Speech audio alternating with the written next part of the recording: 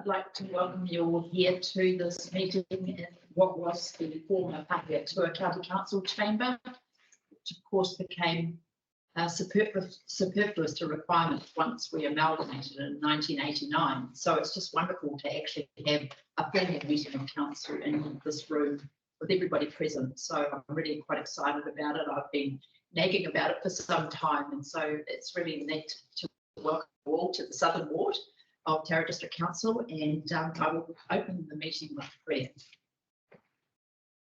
Heavenly Father, we come to you today asking for your guidance, wisdom and support as we begin this meeting. Help us to engage in meaningful discussion, allow us to grow closer as a group and nurture the bonds of our communities. Fill us with your grace as we make decisions that affect our communities. We pray also for the management and staff of our council as they carry out their roles to the best of their ability. Continue to remind us that all we do here today, all that we accomplish, is done with the very best interests of our communities at heart. Together we share the beliefs that faith in God gives meaning and purpose to human life, that the brotherhood of man transcends the sovereignty of nations, that economic justice can best be won by free men and women through free enterprise, that governments should be of laws rather than of man, and that Earth's great treasure lies in human personality, and that service to humanity is the best work of life. This we say in God's name. Amen. Right, I'd like to call any apologies, please. Looks like we have a full house, so no apologies. Thank you. And we have a period of public forum. Is there anybody to speak in public forum? Being none, I'll call forward our presenter today, Kelly Wiley from the Tara Community Services Trust. If you'd like to come up to the table, please. I'm sure you'll I'm in the school principal's office. This is where I'm presenting to the DOT. Not that I'm good for it. Tēnā koutou katoa, ko Kelly Wiley tōku ingoa, ko ahau te kai whakahaere o Tararua Community Services. Thank you for inviting me to your hui today. It's a real pleasure to be here. Yep, we had a bit of IT. We're hoping that this works, the IT. So if not, you'll just have to listen to me. To get the mouse to on Yeah, only can. So while we're getting that sorted, I'll just tell you a little bit about myself. So I live here in Pakeatua. I've lived here for, I think, 23 years now, which might make me a local nearly. And I live here with my family. I'm mum to 4 sons. My eldest, or all of my children have gone through schooling here in Pakeatua. My 3rd son's just started at Tararua College this year. So I was just telling my colleague on the way in that he's just hit that age where he's breaking up with me now. So I'm going through this toxic breakup with my 3rd teenage son. 1 left to go. He still loves us not very much. And they come back, of course. But my role in the community, aside from mum, is to manage Tararua Community Services. So we are part of Anglican Care Waiahu, which has been a recent merge for us in the last couple of years. And fundamentally, our vision statement is there. We're working towards fulfilled lives and connected communities. We have an office here in Pakeatua, just down on the main street, and we also have an office in Ward Street in Dannyburg, and a little office in Woodville that we mostly just work from as a bit of a base. Do I need a clicker or something? Do I just click anywhere? We'll just go on the next one over. Just click on the slide or something like that. Where? On this one? On the slide or on the arrow. Yeah, thanks, Colin. Okay. So our mission statement is living the gospel through love and service. And I've chosen this photo to represent that work. This is a team from Volunteer Pakeatua site. We have volunteers that come in and help us cook community meals that we provide, and work teams often do that for us, and Volunteer have been a supporter of that for many years. Really grateful for that support. We've had Tararua Council staff come and cook for us before as well, property brokers, but we also have just a pool of wonderful community people who help us with that. So that's sort of what we're here for in terms of our mission work. So this is our sort of staff lunch where someone was leaving, so we knew she was never going to find better co-workers than us. That's the sign in the background. But this link should hopefully take us to just a little video clip that tells you a bit more about Anglican Care Waiako as an organisation. Let's see if it works. Yep, yay.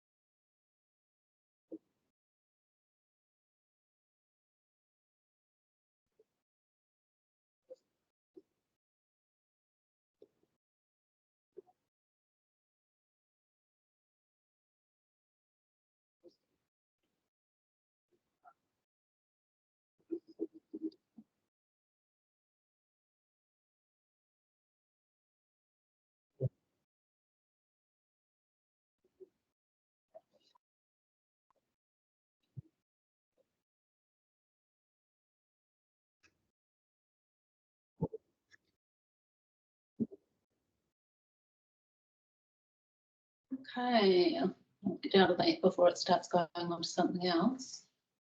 Who do I go into here? No. Colin. Easier. Colin from account. Yes. So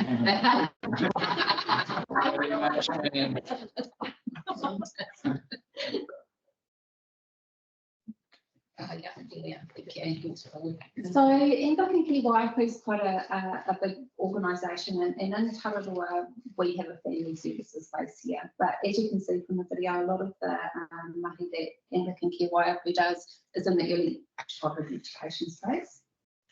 And across the Waiako district we also have several older people programs too. For us at Tararua Community Services, we have social workers, counsellors, support workers and community programs. So I thought I'd just take you through a bit of that, I guess kind of introduce you to our team and a bit of our structure and then talk more about, you know, the services and things that we offer and answer any questions that you have. Does that sound okay? All right, so we're a team of 18 of us, and so there's me, with, you know, a little bit of dog sperm in there too, and then two fantastic people who support the work that I do in administrative functions. So Carly Tiffany is our administrator here in Pakeatua, and Aroha Wilson is our administrator in Danburg. And then we've sort of structured into 3 teams. We have a counselling practice team, which is led by Raywin McClelland. And very new to our team at the back supporting me today is Nicola Ngami-Smith. She's just joined us this week. And her role with us is to facilitate group work, really focusing on children who have been impacted by family harm. We have a really great program that we offer in schools called Bounce Back, and that's a really powerful piece of work that we do with children to support them in terms of their experience of family harm, but it incorporates their family too, to a point. So I think we've found that it's been one of the more powerful ways we've been able to really step into that family harm space, because when children are talking about the impact on them, you know, the adults around them tend to listen quite closely. And you know, it can be a shock for adults too to realise that the kids have been as impacted as they have been. Often the adults haven't realised that the kids have been so aware of what's been going on at home. So Nick is a really important part of our team, and she is with us on day 3. So I'm very pleased to have you with us. So the only photo I could find that was on your Facebook page, and we're really watching. So just talking about that on the way down, I'm amazed that she gets into time and place rugby, but go. Yeah. Ashton McPeak Hemapore is also a born and bred girl from the Tararua. She grew up here in Pakeatua. Many of you may know her grandmother, Faye Hemapore, who's really instrumental here in Pakeatua marae. So Ashton is employed by us as a youth mentor. She has a master's degree in psychology, and you know, will eventually platform from us onto much more exciting things in the future. But for now, we're really thrilled to have you with us, and she offers some wonderful support to young people in Tararua. She's mostly based in our Danburg office, but also does work down here a few days a week too. And Sarah Ozan is a counsellor. She has joined us from Tararua College. She's employed at Tararua College as a counsellor there, so also has lots of experience working with young people. And she's undertaking her master's degree focusing on trauma support. So she's very good in that space. So that's our counselling practice team. We see around about 160 new clients a year under 4 through our counselling service, and we offer all of our service for free. We don't charge anything. So we have individual counselling for children, youth and adults. Just talked a little bit about that Bounce Back program for children, and we also have an Incredible Years parenting program. One's running at the moment in Danburg actually. We do that in partnership with Tararua Rep. We offer Triple P parenting discussion groups. We have that youth mentoring role, and we also have a really cool grief, loss and change program called GTG for short. But again, that's focused on children who've experienced some kind of grief or change or loss, and supporting them. That work happens in schools too.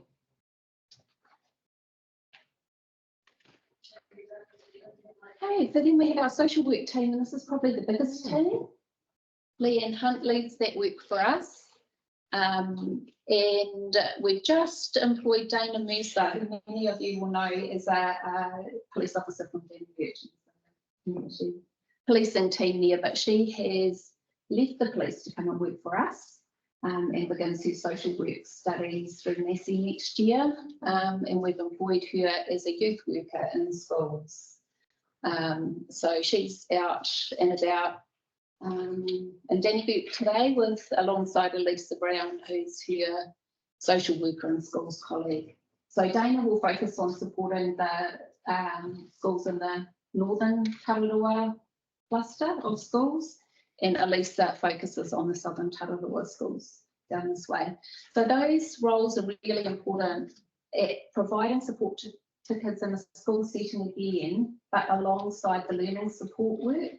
So a youth worker or a social worker works with the whole family, not just the child, but really to ensure that whatever's happening in the context of that child's life is the best it can be, so that child can really thrive in the school environment is kind of the crux of what that's about. And Natasha Appley is a whānau support worker, so she's co-facilitating that incredible youth program at the moment. She takes quite a focus on supporting parents, parenting, education, skill, that sort of a focus, so that the adults can be the best version of themselves and the kids can really thrive in their home environments. Laura Gregg is Kaiwhina or maternity support worker, so early years stuff, from first 1,000 days really, from conception through to baby being a few years old is the focus of her work. Bonnie Lovett-Howard is our elder abuse response and family harm practitioner. So we call that, because elder abuse has got such a triggering kind of a terminology, we refer to that as safer seniors rather than elder abuse. But sadly, it's a real issue in Tararua. And often one of those really unseen things that happen in our communities here. And Steph Aspinall is our social worker focusing on family harm response work. Also, sadly, a really big part of the work that we do. So that's that social work team. Probably talk through most of that. So we do quite a lot of work in that family harm space with kids, with the adults, and also we facilitate all the police reports. So when there's a family harm report made to police, that gets put into a database, and our organisation is tasked to coordinate the allocation and response work that sits in the family harm area. And yeah, obviously the elder abuse is part of the family harm bigger picture too. We work with other providers here in Pahiatua to offer wahakura wānanga a couple of times a year. They're an amazing opportunity for new parents to weave their own wahakura for their pipi. And we do that in partnership with local weavers here, Pahiatua Marae and the Help and Hand Service. And it's one of the, I think it's a really awesome opportunity to connect with expectant whānau before baby arrives, so that if they need extra support, you've just built a really lovely relationship, being together for the day, doing something awesome together, weaving. Did you come and weave a wahakura degree for your going to, Tracy, for one of your? Yeah, COVID put an end to that, but it's a beautiful experience. Yeah. I think one of the staff here took part in it, and it's much better as well. Oh, cool. Just so everyone knows, you also get the mattress and the sheets and everything from helping the ladies sew them. So it's a bit of a labour of love. It's definitely a community gift. Yeah.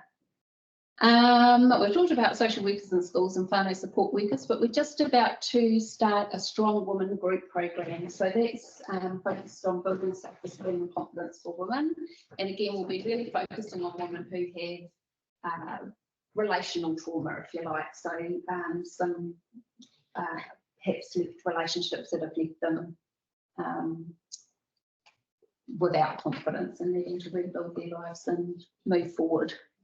So that's starting with us soon. Bonnie Lovett is going to, Lovett Child is going to lead that work for us. And then our community programs team is led by Tricia Hawkins. We've just employed Liz Murch, who again many people will know, she's a Pahiatua person. She will work as community support worker for older people. So that role has a few different functions. One of them is that we have a companion caller service where we match volunteers with older people who may feel isolated. And that's like a friendship service. A lot of aged concern services offer a visiting service that's similar to that. And we will also have community events and activities that we run across the different communities in Tararua. And Liz will coordinate and organise those as well. And she will also be able to provide a bit of individual support to older people who need to connect with perhaps health services or other support that they might need, you know, extra help with.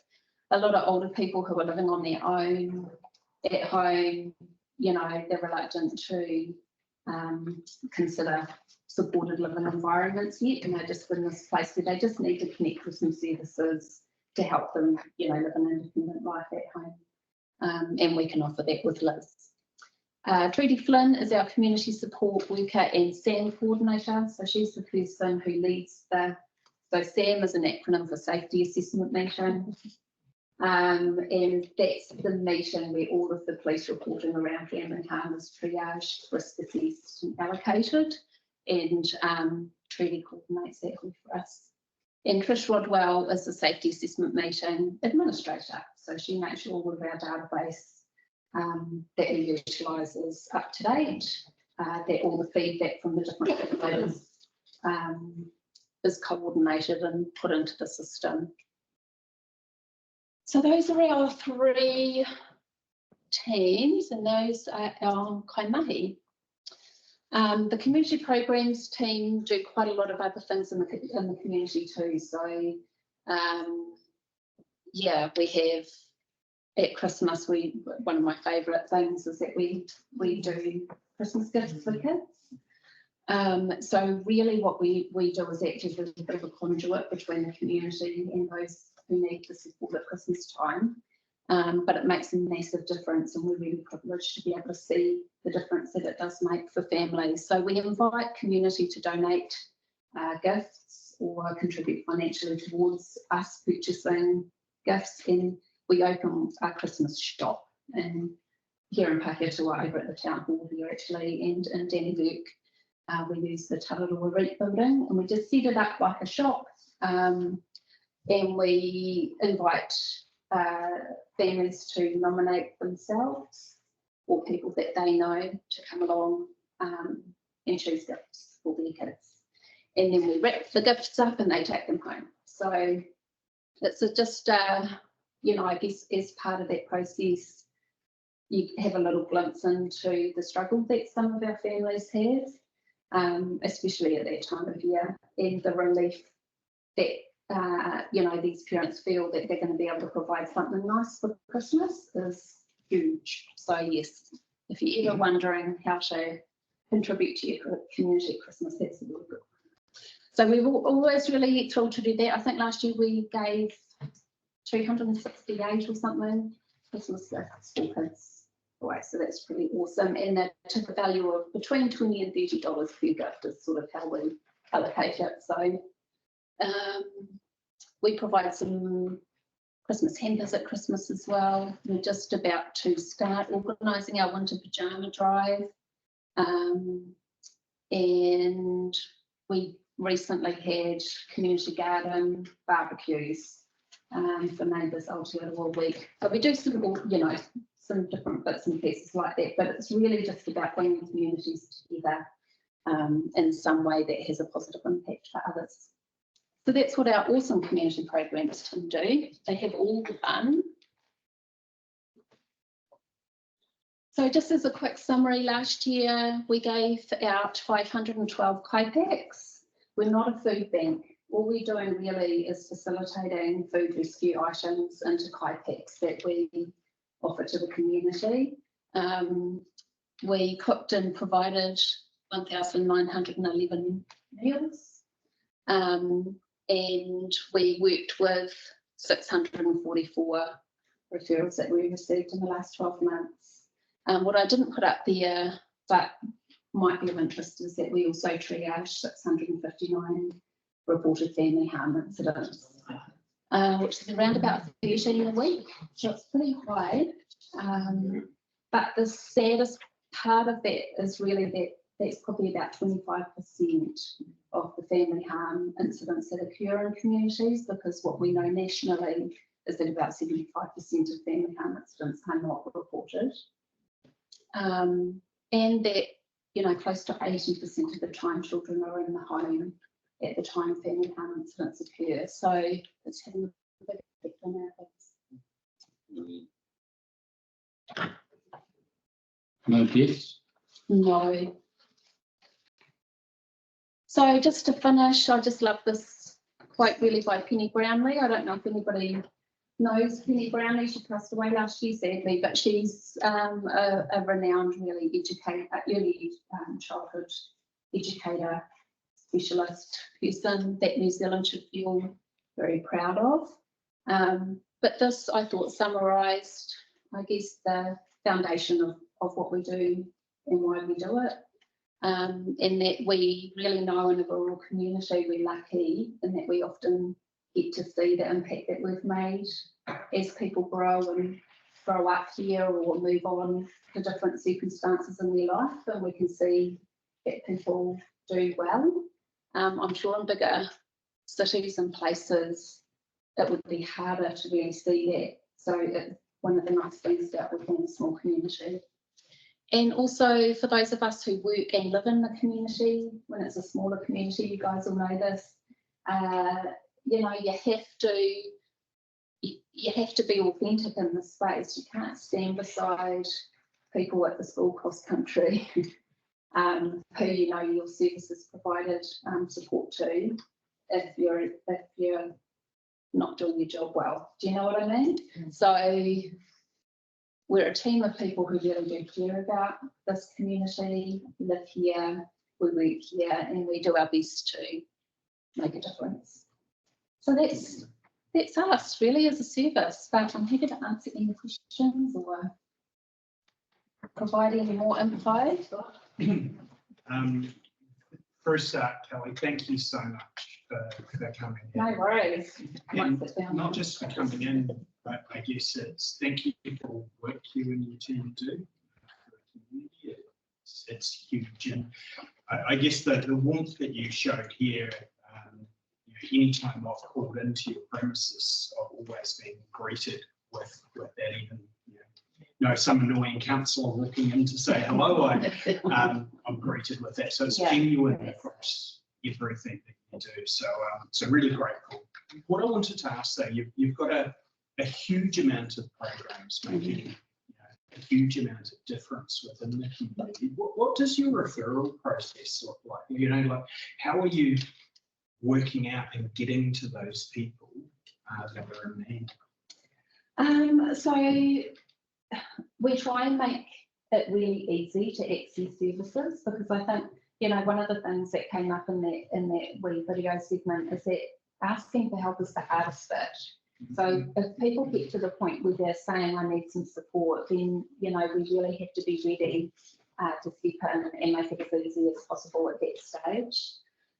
So there's multiple ways people come. We have in Pahiatua here, we have a lot of people walk in. We're on that main street, I guess, but also because we are able to provide some high support. For me, that's the Maslow's hierarchy of needs stuff. We're meeting the bottom of the pyramid. We're meeting some immediate need worries, and then it's more likely that people will come back to us for some more complex support later if they've had a good experience at that stage. We obviously have a referral process for other professionals who refer into us a lot, particularly our counselling work. A lot of referrals come through GP practice, their health improvement practitioners, schools, places like that for counselling support.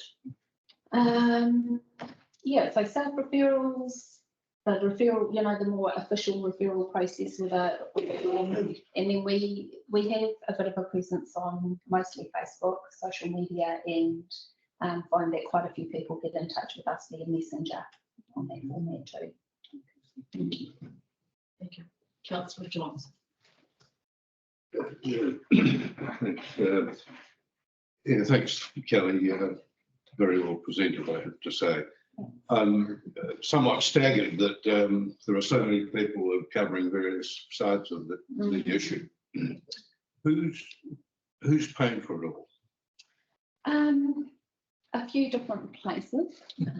So the majority of our funding comes from Oranga Tamariki. And we also have some contract work through Ministry of Social Development, Ministry of Education, Social Water. We're on a really, one of the reasons why the merge with Anglican Care Waiapu went ahead is that what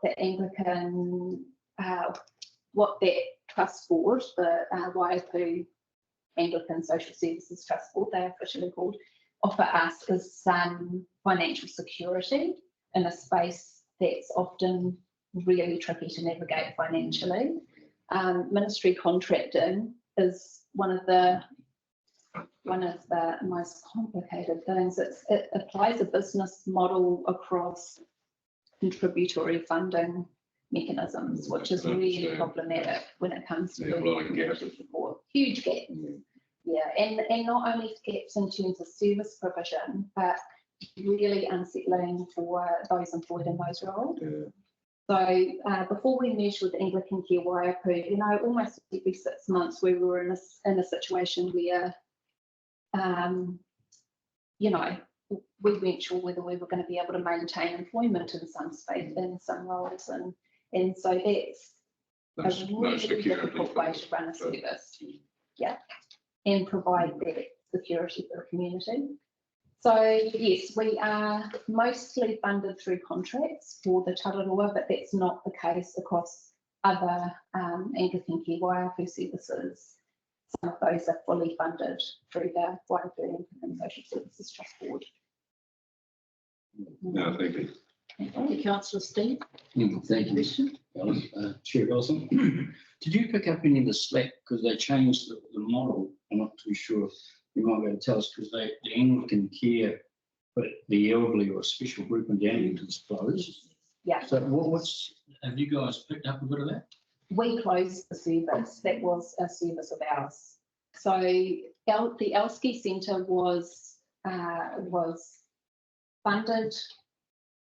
Again, it was really contributory funding through Te Whatu Water to provide a day activity program for older people in Dannevirke, and that's what the Elski Centre was.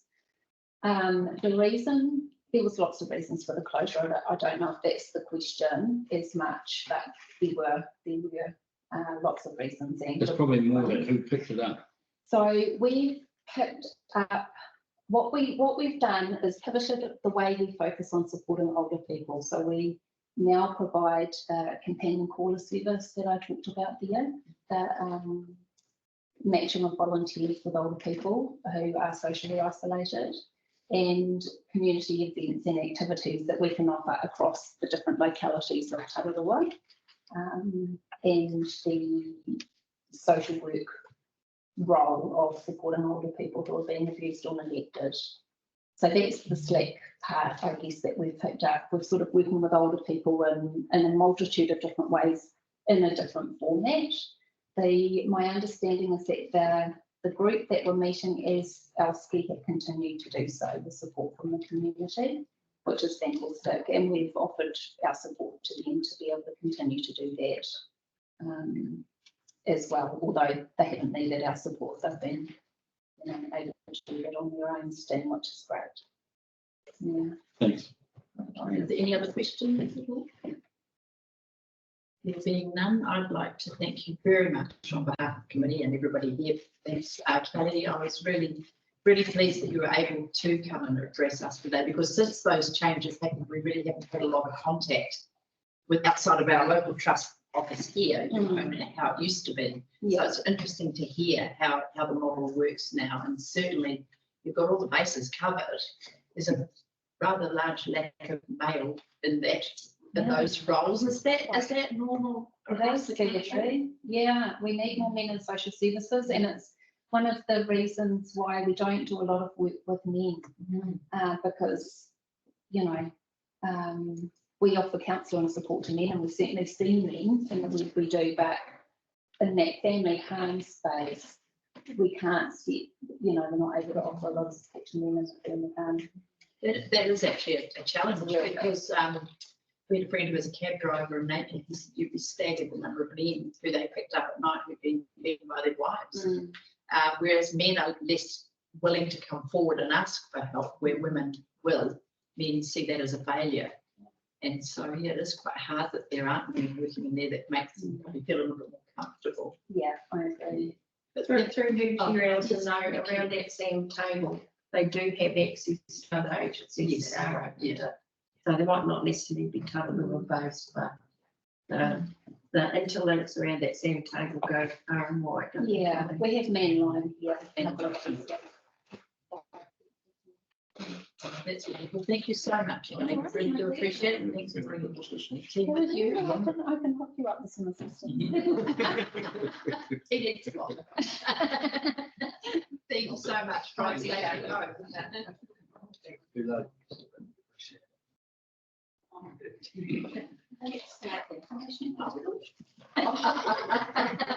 excuse me, where's ours?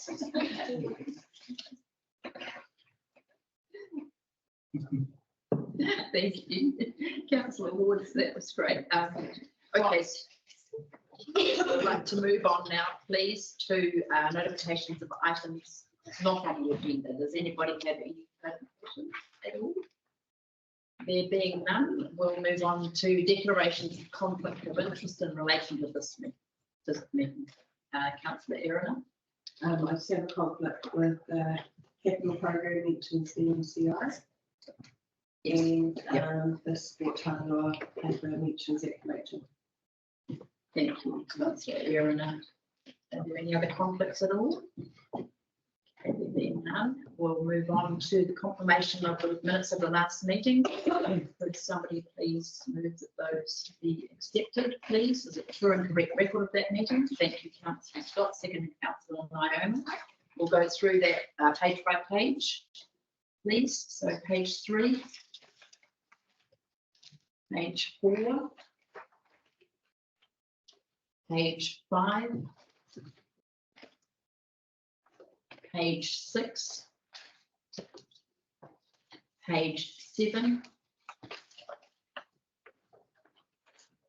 page 8, and page 9. Thank you. Could we have a recommendation now, of course, that those be confirmed as a true and correct record of the meeting? Would I have a mover and a second, please? Councillor John, seconding Councillor Long. All those in favour, please say aye. Aye. Against, carried. Thank you. Now move on to reports. So we have the Sport Tararua quarterly report up first. I'd like to welcome you to the table to present your report.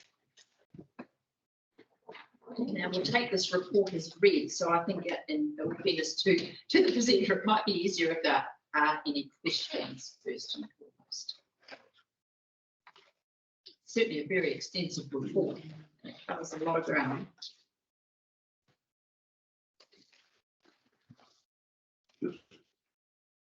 Councillor Long, sorry, Johns, sounds similar. Thank you. I guess it's correct. Just on page 12, Woodville Community Day, I see that there's been collaboration between the school and is underway to maximise community engagement. What's actually happened there? Currently, we're still waiting to confirm a date with the school, our principal. But once we have that confirmed date, we will be getting in contact with our community. Also, I would like to come to one of the positively wood board meetings to see what it is that the community is able to provide for the school and what the school can provide for the community as well. So definitely would love for it to be a full Certainly community welcome meeting. at that meeting. Thank you. Are there any other questions? I'd just like to comment on the paragraph about the colleges now putting money towards travel, which would have been a huge problem for many families, given that generally from here we have to travel. We really don't have a lot of choice. So that was a really good initiative of the schools to actually take that on board. Are there any further questions on the report? We go through it. Great report on the sports awards too. Great to see that in here.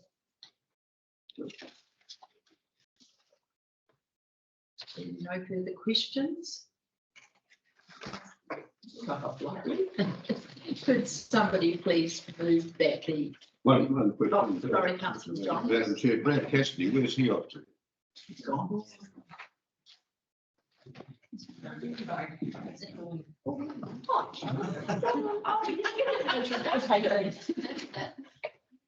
Sorry, through you, Chair. I'm College CEO's sport manager. Brad has decided to, after 9 wonderful years with us, to take some family time. So he's actually going to spend that time with his family, not into another job, but actually just give back. And his wife's doing some amazing stuff, so he wants to be home with his kids to support the family. So we still see him all the time. He pops in, he can't help himself. So it's wonderful. Yeah. So, Councillor Scott. Thank you. Sorry, not quite that lightly, but it'll be pretty easy. I think I was just having a look on page 14. In Kawa, where it was looking at the activation fund and sort of listing out some 81,000 that was given out in Tauranga College and David High School being recipients, and then sort of listing out some other organisations which benefited our district. So I guess just wanting to figure out where the link was to our district within those groups. And then I guess my second question after that is there anything else we could be doing with other groups within our community to try and access some of that? Through you, Chair. Absolutely happy to provide, and definitely can break down better in regards to the report around how that benefits the community, because yes, the word man on it, Badminton, and what we'll demonstrate in the next report is around how they linked in with the schools or the high schools or the community in regards to Tauranga and how that benefited. And so we can definitely reflect work around that, because yes, it makes it look like it's community. And second, yes, so to Manoa funding. And so what we can say around that funding is I was just at the national conference. And the good thing there is that has just been confirmed to continue for the next 4 years, which is great. And so we'd love to come and talk to you if that was of interest, to look at what that fund is and how you can best access that, because it is a great platform for schools, the community, secondary schools, and to access in regards to Tamariki and Rangisahi, who are either less active and looking to get more active, or are actually about maintaining levels of physical activity, because what has changed, and it's great now that Ihi Aotearoa Sport New Zealand has recognised that actually the huge drop-off in sport, especially by the cost of living crisis, is that a lot of families now can't even afford to keep their kids in sports. So instead of just trying to get less, active kids more active, which is very important, and actually maintaining physical activity levels within itself is actually a really key thing, and we should be focused on that. And because the danger is it's just going to become bigger. Yeah, absolutely. And thanks, Kelly, for that. It definitely wasn't suggesting that we weren't benefiting from those other There is more ones, potential, though. but absolutely, and thank you for the offer of meeting with us to talk more about that funding, because I really see some opportunities there from what you're saying. So great that it's been excellent. And one of those obviously being through from the Tracy and the community around listening to the transport challenge in schools has been one of the responses there. Thank you, Kelly. Are there any further questions? There being none, could somebody please move the recommendation of the quarterly partnership report from Sport Tauranga for the quarter ending 31st of March be received? Thank you, Councillor Steve. Second, Councillor Erina. All those in favour, please say aye. Against? Thank you very much, both of you. Thank you. I'll move on to the management report.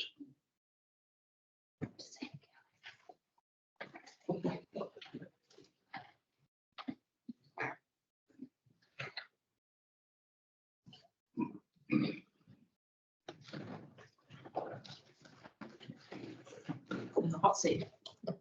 Yeah.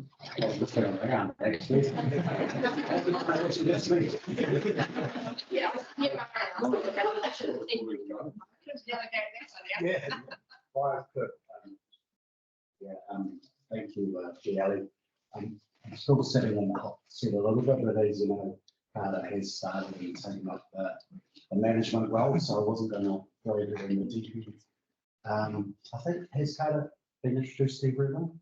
Yeah. So this is Carter Palmer. She's our new group manager, strategy and community wellbeing, probably for Kelly benefit as well. So made some connections there.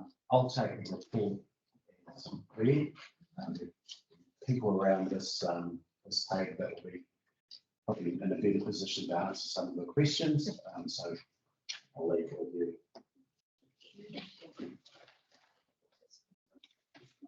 Page by page, yes. Okay, so page 25, we've got Parks and Reserves under Facilities, Councillor Scott. Thank God. Thanks very much, Chair Ali. I just did want to check in 3.1 Parks and Reserves, looking at the growth rates of grass and other things, and looking at the contractor frequency for mowing. When we are looking at, and I'm kind of thinking of some of our sports grounds in particular, when we're hiring those out to regular groups, are we working with those groups to make sure we've got our mowing schedules right? So is that something that's currently in plan? And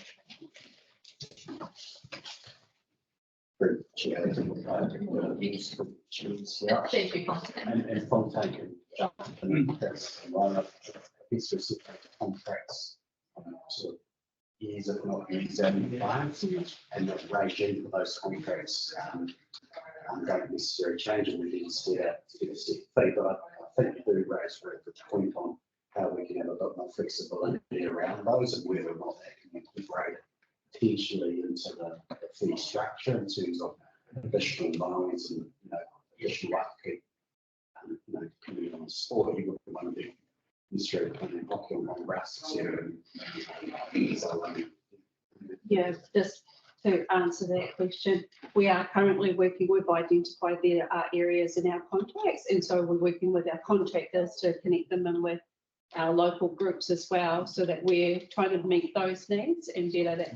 Yeah, we've also connected in with New Zealand Sports Turf Institute, who have provided some guidance in that space as well.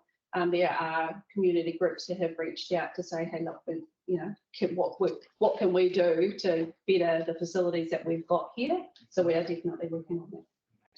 Yeah. Thank you. Can I just add to that, just briefly there, Tracy, the Rotary Park. So Rotary Park, of course, as you know, is now becoming a dog park, or part of it is. And I just wanted to report that the island has been dismantled. And I know today that the Alliance were up there with the machinery to remove the island off the park. So I just wanted to say on behalf of the community, thank you to you, Fontaine, for the work that you put into that, and to Jeff as well, if you could pass that on. Thanks. Mayor Tracy. Thanks, Chair. I was just going to check in when the grounds accessibility, the contracts have relied on line trimming. Which part of the district is that in that's got that accessibility at the Oh. I don't know. Okay, no, that's Whatever fine. I was comes just Yeah. checking that. I was just checking in whether it was, in the southern part of the area that was all, and then some of it was like councillor Scott. Councillor John?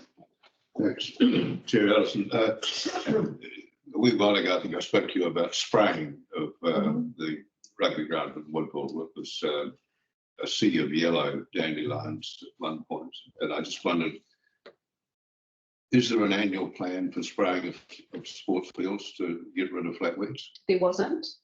Is there now? Yes. Thank you.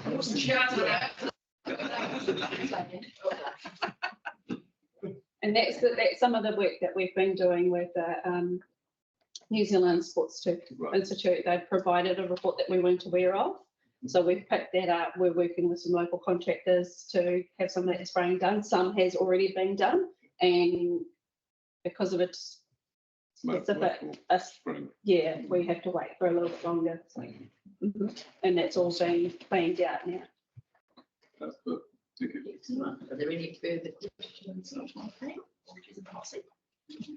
Are we carrying on through the pages? Yeah, okay, we'll go to page 20. I can get away that easily. Page 26, Erica. I just want to mention about the netball courts that I've played on them. They are way better than what we had. And they're looking really smart. And it's just in the original plans we had for a basketball hoop on the far courts. It doesn't mention anything. I haven't seen one. Do you know anything about that? No, there wasn't anything in the program of works for that particular project for basketball courts to be installed or. It wasn't a basketball court, it was just a hoop, because the children don't have as much access to the schools now. Yeah. They wanted a community hoop, and this was originally, when it was going to be done the year before, it was in the paper to be put on the far courts, just one hoop, so that they could play one-on-one. Okay. Yeah, but it doesn't seem to be done. Well, take a look at that. See what we can do. Thank you. Any further questions on page 26? Page 27. Page 28. Councillor Scott? Thanks, Chair Ali. I was just looking at the maintenance CRMs, particularly the community buildings increase. From the average, it seems to have kind of doubled. Is just wondering what that might be. I know I'm probably a couple of those CRMs myself, but is there sort of any trends there for the reason? No, we were trying to have a look at the community buildings as well, because we were trying to anticipate that, but we couldn't really find any particular trends on whether it was just cleanliness or anything like that. It's just all over the place. I mean, we have got old assets as well, so and as part of our planning for maintenance and renewals and that, we're trying to keep ahead of those, but where we've got higher usage in some of those facilities too, we're gonna have more reports of that. But no, we haven't found a trend yet. Yeah. Thank you. So page 29.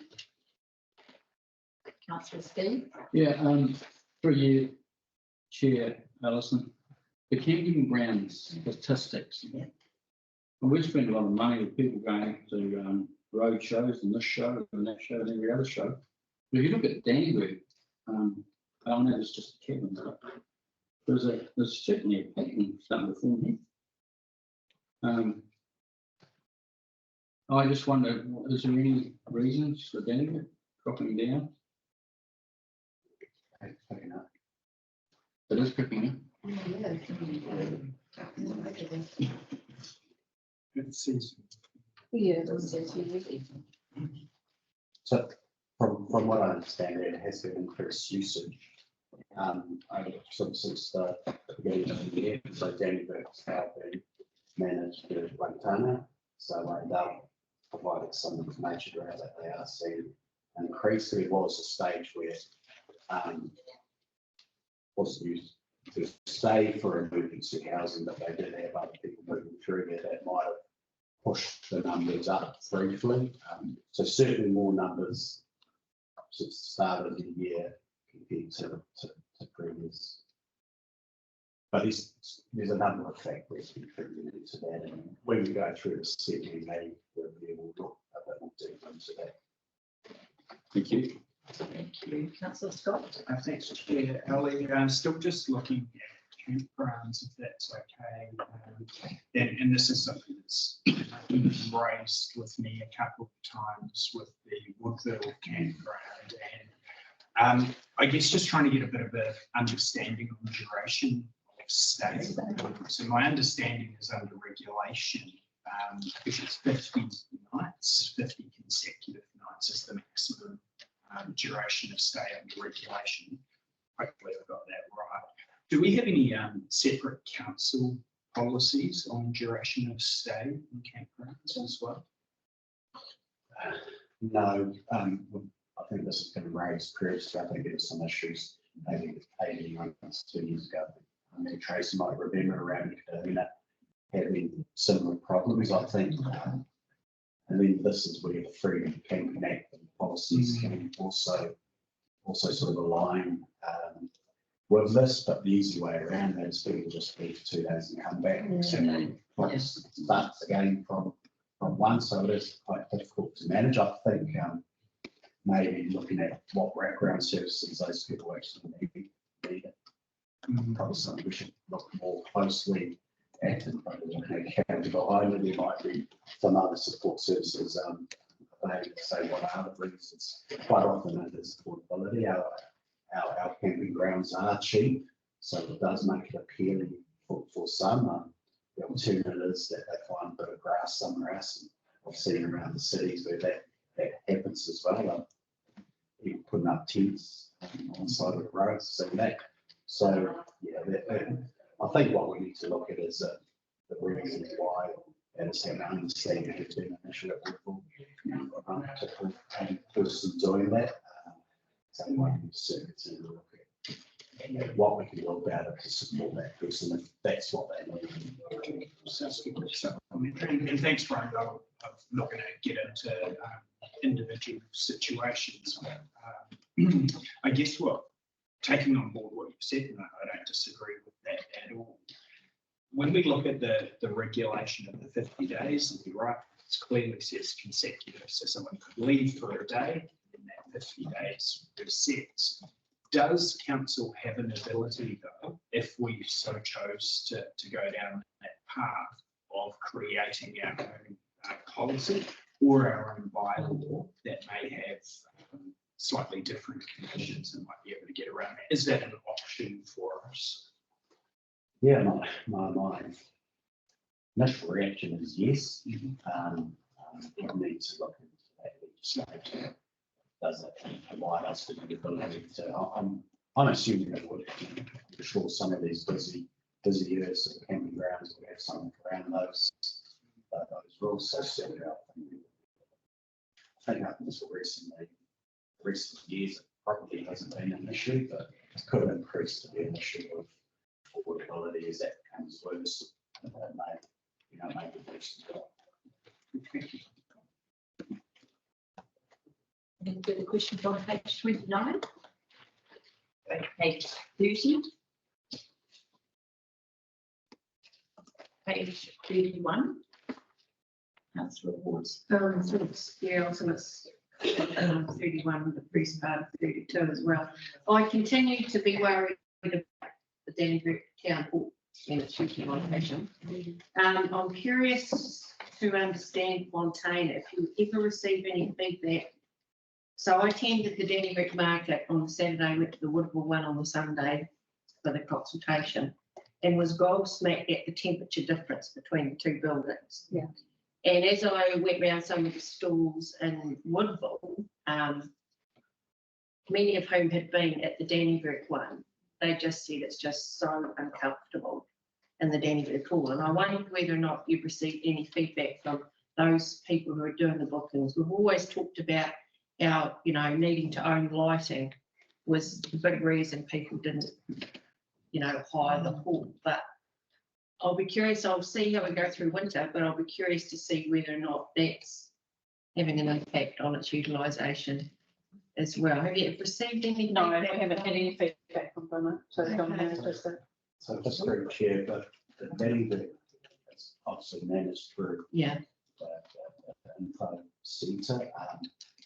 And what we've highlighted in our current CD is that we're going to have a look at, across some of those services Yeah. and integration of those services. So I think at this stage, I think that we've got a minimal involvement with the hall, and I think we need to have another good look at that going forward as well, especially when we're looking at how we do integrate some of these services as well, including potentially.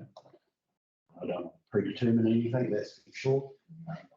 Decision around whether or not the current management system of the town, the data account is best for purpose. watching brief then. Tracy, are you right? Councillor Scott? Thank you very much, Chair Ellie. Just on that part, I was also at the Woodville market on the weekend and chatted to a couple of stallholders who were also in Dannyburg. And I suspect part of the issue with that is a decision made not by the hirers not to heat the town hall. And our fees and charges, which are obviously up for consideration through the long-term plan process, there is a separate fee for a hirer to turn on the heating. And it may be that taking a decision, and I believe they did take a decision not to heat that. So something that could come up when we have our fees and charges discussion as well. Thank you, Councillor Scott. Actually, really good point, because having taken quite a few events in that hall over the years, it used to take quite some time to heat it as well, which would mean that the cost would be even greater, because it does get very, very cold in there. It really does. Thank you. Any further questions on page 31? We'll go to page 32. Page 33.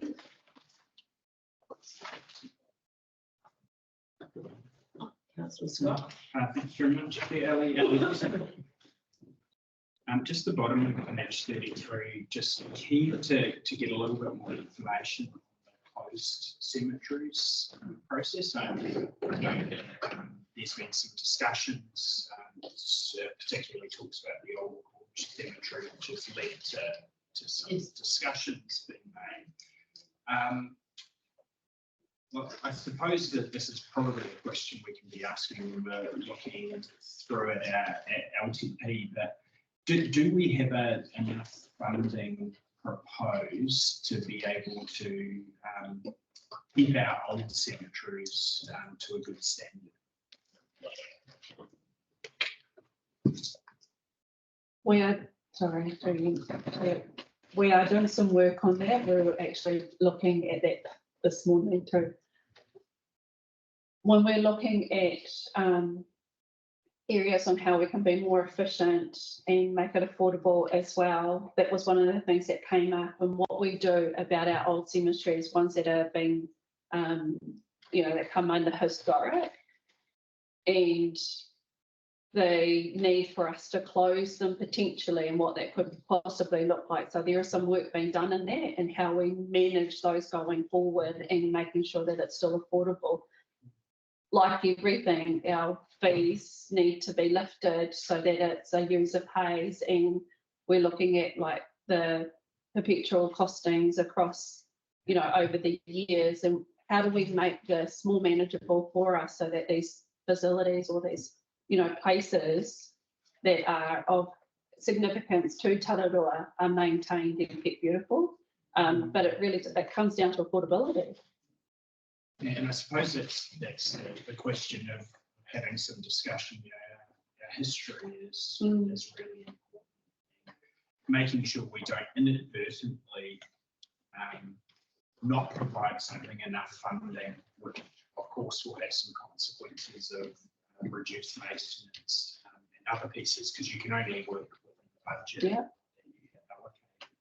So I suppose just flagging that there it's an important one for us to make sure it doesn't drop off our radar, and that's hit home of having a few conversations in particular around the Old Gorge Road, the Old Gorge Cemetery, the passions around that.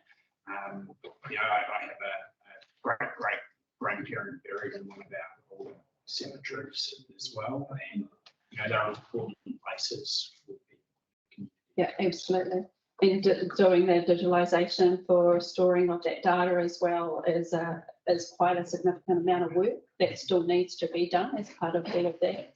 And how we honour those that have passed and provided for going forward. Yeah. A quick question, am I right? Is Gottfried Lindau's grave in that cemetery? Sorry. Gottfried Lindau's grave. Yes. Thank you. That's pretty significant. Councillor John? Yeah, that's Chair Alison. Just once a month there is the Old Gorge Cemetery tour that's arranged by Woodville Art and History, the division of Woodville Art and History, and they'll concentrate on certain graves that might be of interest specifically. It's well supported. People will pay a donation to go on those tours, but it's one of the most historic places in the district, that cemetery, and as a consequence, I think it needs a slightly more keener eye put on how it's maintained than the likes of any of the older cemeteries that are semi-closed or closed, simply because it is a major tourist spot in the district.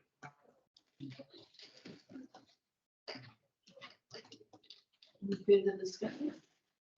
Thank you, Councillor Don. Yes. Thank you. We go to page 35. Councillor Long. Through the chair, page 34, 3.1, 3.5. Is there any interest in further dividing areas up for more hangars at the aerodrome, Dannyburg? Yeah, there was yes, there were some indications there. There's potential for us to do that as well. So that's something that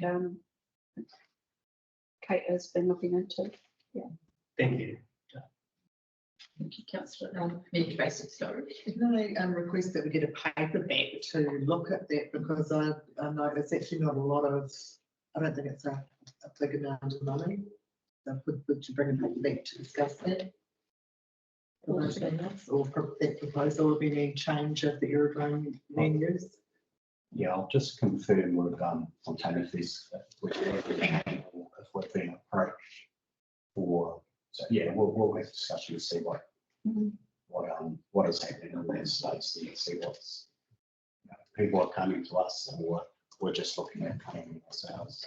Yeah, thank you. I'll take Councillor Johns and Councillor Stephen and Councillor Wallace. Sorry. 3.6, the Cello Starlink agreement, lease agreement, has that been signed by them? Not quite. No, that sits with them at the moment. Taking a while. Not really. I thought so. I'll take a while for them to sign. No, that's all. No, we're all good. Everything's all good in that space. Yeah. Councillor Wallace. Yes, Chair, through you, Chair Alec, I'm going back to 3.13.5. Would it be in the interest of the council to actually market that and make some money out of it? Right, as in that paper, because I think we've got a good asset there. We could, I know there's other local aerodromes, and I'm pretty sure there's plenty of space out there. We could actually get some money for our district.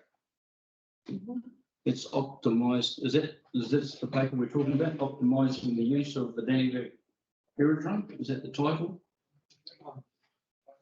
Well, yeah, it's pretty much true. We can prove that back in those options. Certainly, if it's the demand out there, then people will want. But If we put it out there, they might come to us. If we don't put it out there, they won't know. marketing for development, we'll need to take a look at. Thank you, Chair. Councillor Ward and Councillor Sutherland. Thank you, Chair Ellison. 3.1. The 0.7, but definitely I've not seen it. How long has that been going on a month-by-month basis? Because if I was a trustee of that particular group, I'd be a bit worried about the long-term sustainability of continuing to host a health and healthy builder. You know, that's taking step. Oh, I don't know that. We'll look into that. My understanding, I need to get clarification, there might be some negotiations still going on in terms of where we're heading, in terms of the actual structure around that lease. So There's no intention of saying turtle pip, is no, there? no, there's none of that. I Oh, think. no, definitely not. No, it's just just around some of the things that I think we're proposing in terms of the amount that we're potentially asking for may not be meeting what they want to pay. I would pick that and probably be quite. Thank you, Councillor Ward. Councillor Sutherland. Thanks, Madam Chair. I didn't want to carry on too long with the Danny aerodrome, but Tracy and I, we recall that maybe prior to Brian's, when we did have a hand come due. We had some competitive bidding for that, at least verbally anyway, and we discussed this issue around the table. We did talk about looking at the aerodrome following the resolution of that, and I think I just can't recall now, but it was competitive when it was discussed. Formally or informally, it might be worth a look at. I think, sorry, through Chair, I do recall Jess Kinsey presenting something. I just can't recall the details of what was, and it might have been around a certain amount that was available for development. And there were some historic leases that were tidied up, went from the dollar type things to getting some return on it. So we'll bring something back to update all of us, including ourselves, around where we're at and maybe some options around and opportunities going forward. Thank you, Brian. That conversation actually rings a bell, and it was sort of a peppercorn charge for some of them, and it was like, well, actually, it's a real benefit to the person who owns the plane to have it secure in the hangar. So I do recall that. Thank you. Moving on to page 35.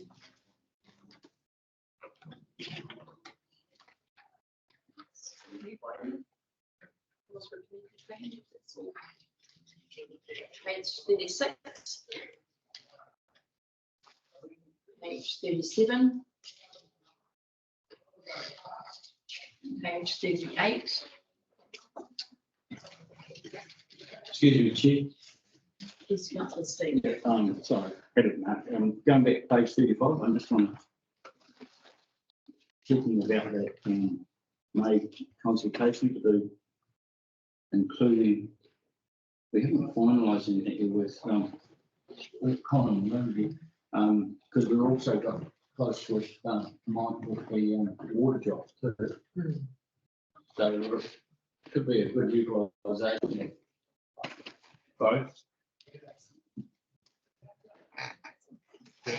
So we're working towards a 3-month return to Northwich. That's after the discussions around water, etc., that happened recently up there.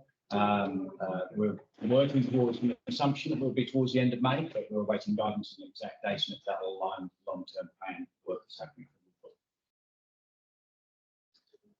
Any further questions, Steve? You're happy with that? Well, probably not, but in the sense we've probably got we're in May now. Yeah, so the two people that we've got to deal with it, the water and the consultation are in the room, the water's here. So how's the water going? And we can kind of get the state maybe. So, Chair, we haven't reported on that in this report, because this is more the facilities, not the water. Mike will provide an update on that. And I don't have that. Also don't want to throw Mike deep in and sort of guess. But yes, we are still committed to holding that meeting. We said we would be, especially around water. So we need to go back with an update. Have a chat with Mike to see whether in terms of that project that you can get included. So whether or not for you, Chair, it's probably up to you if you want us to provide an update here or wait to that. I've got start giving you funds up, so it looks like they're available. I think Medtrack's got it. So there's an update on game plans through communications around the water. When I talked to Carsten around the LTP, because we have got our evening meeting at Northwood, they thought it was too much to do the LTP, the water and the community clean. Yeah, they thought it was too much. So through the LTP and then follow up very shortly after with the water and the community clean. Thank you. I did try. Through Chair. So when is the next ICC meeting?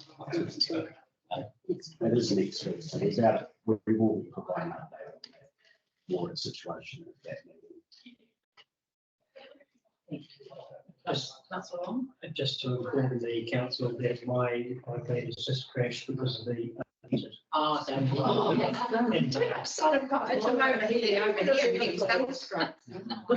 you're ever hitting, we can drop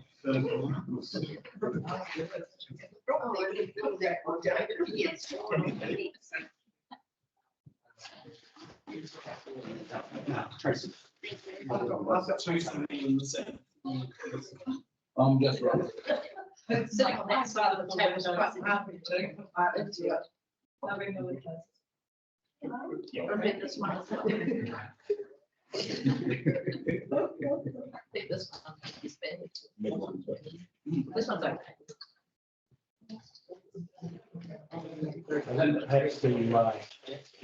have to worry about iPads from the last time this was used. Yeah, because it was something that. Yeah, because. Try to get horses up there. Thank you, everybody. Okay, so we move on now to page 36. Page 37. Be back in time with the woodball. Page 38.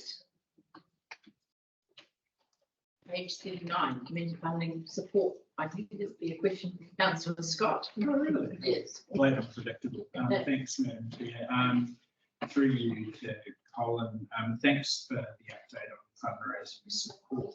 I did just have a question though on the distribution of time throughout the district. So having a look, brilliant to see Dannyburg and Woodville having a huge amount of appointments.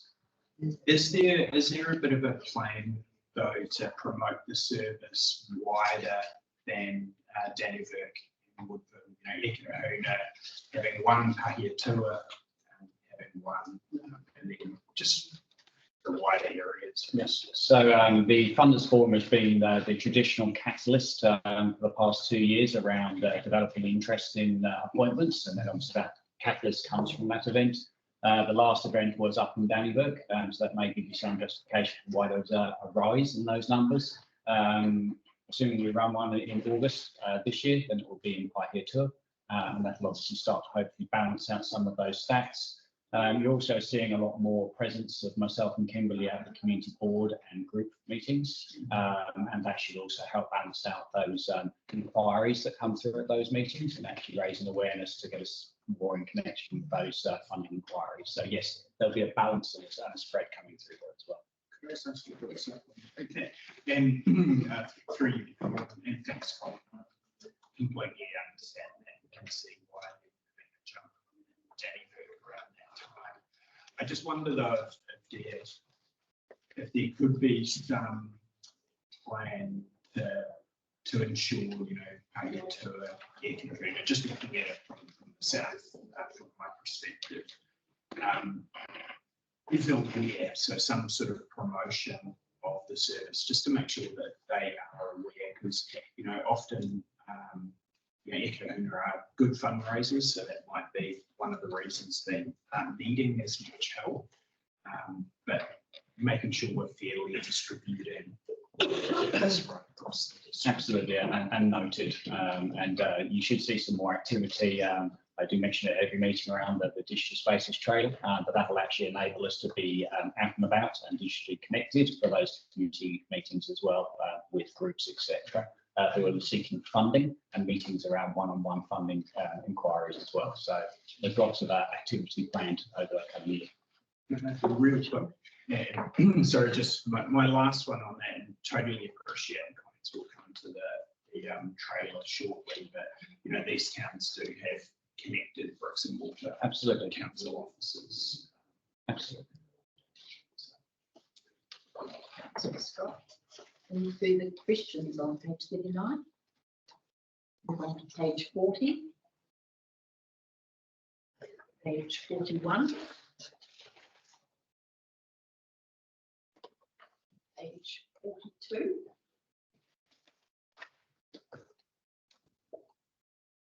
Now we move to economic development, page 43. Yours. Any questions on page 43? Page 44. Councillor Johns. Through you, Madam Chair. 5.3.3, Energy Efficiency and Conservation Authority. What's all that about? So ECA, through their RETA program, have been doing a national study into the reduction of use of non-renewable fuels, so coal, etc. They have carried out the whole of the South Island study from most probably 2018-19, and wrapping that up into a South Island report. They are now working through the North Island, so they work with our scan powers, our high users, our industrial people like Michael Bourne, etc. And they're doing a Horizons region report for our footprint of the North Island. That piece of work will take probably 7 to 9 months to complete. It's not anything that we are needing to put a lot of effort into. However, we obviously have supported the connection and people attending that 5th of April meeting. Any further questions on page 44? Move on to page 45.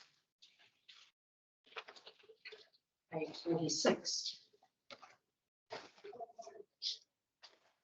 Page 47. See item 5.8. We're visiting tomorrow as scheduled. You're hungry? Thank you. Councillor Johns. 5.7 RDP. Yeah, what does that mean? What's that?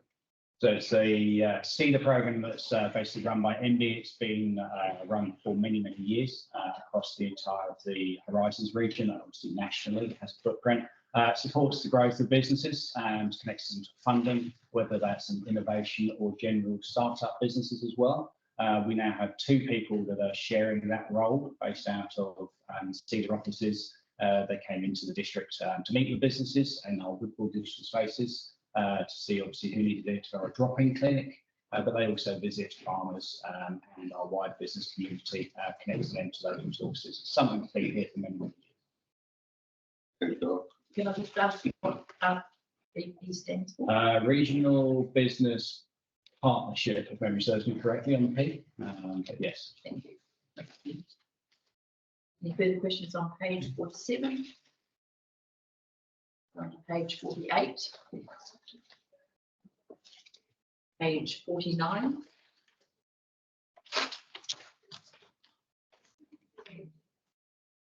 Councillor Mayor Tracy.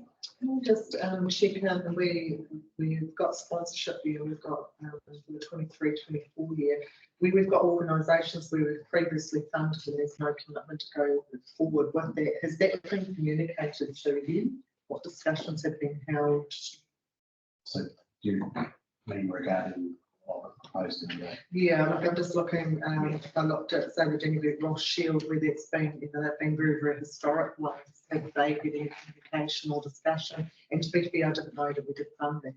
So, that's all information. Yeah, so just this morning I had conversations with Carter on that. So the team is working on that plan to get in touch with all the funds. This stage, we're just that potential for it to be, or it's proposing the CD. Here's the copy of the CD. Happy to say, type thing at the moment. So yes, the team are going to that.